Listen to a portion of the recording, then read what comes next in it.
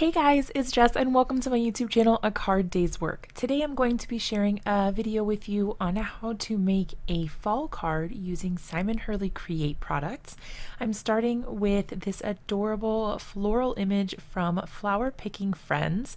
This one just screamed sort of like a sunflower vibe to me, although you could use this actually for several different types of flowers, so your color options are really good with this one. But I decided to go ahead and go for a fall color palette here because I wanted to show how versatile these stamps can be. So in my original sized MISTI, I am using this stamp and rotating it to fit my the stamp positioner, and also so it fits on my cardstock. I wanted to have those images sort of one facing upwards and then the other one's facing down, just so that they were kind of staggered on the page. Now you could also fill in those empty spaces with some smaller floral images if you would like to fill in the empty space a bit, but you don't have to, and I will be showing you guys how I colored that whole background as well. So we're going to start off with the coloring of the floral bits here. I will go ahead and pop on some music while I get the card all ready to go and everything colored in, but feel free to follow along, or if you prefer not to watch the coloring, you can always skip past that part as well. I'll see you guys in just a minute once the card is ready to be completed.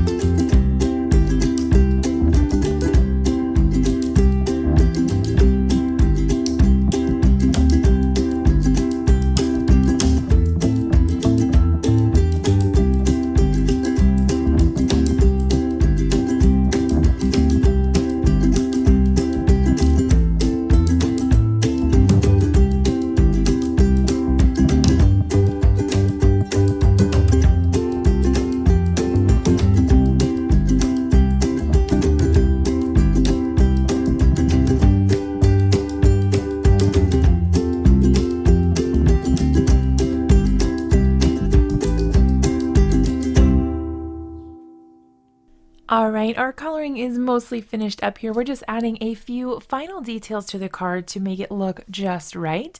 Now keep in mind you can use whatever color combinations you'd like here, so you could certainly make this a spring card as well just by changing up the color palette. But I definitely wanted to go for a fall card, and I love the way that this turned out.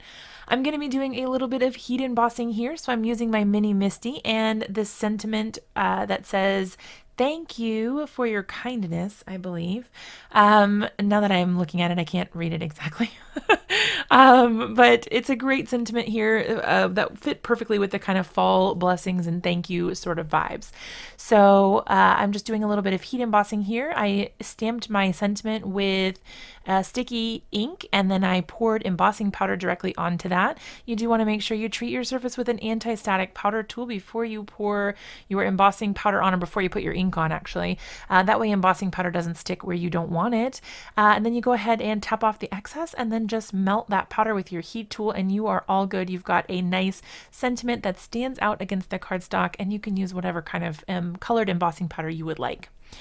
I went ahead and set that onto my card, and I'm using my ATG to go ahead and adhere my card front to a white card panel. This is Simon Hurley's Stark White cardstock. It's super sturdy. Please ignore me getting it crooked like always. Hopefully I fixed it. I hope you guys love the card and that you are inspired to create something after seeing this video. If you do, be sure to tag me on social media at A Card Day's Work, and I'll see you guys in another video really soon.